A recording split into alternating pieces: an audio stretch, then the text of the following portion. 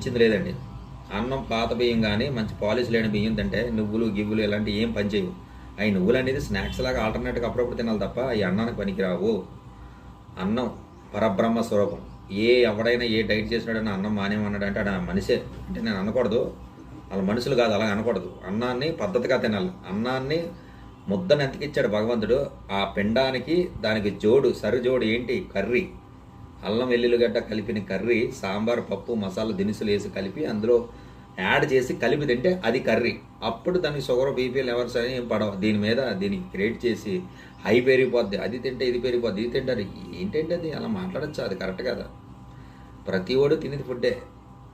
అవి వస్తాయి, ఎందుకంటే మన చిన్నప్పటి నుంచి అలవాట్లు సరిగ్గా లేనందువల్ల దానివల్ల గుండెలో కొవ్వు రావడం అవి అలా జరుగుతాయి.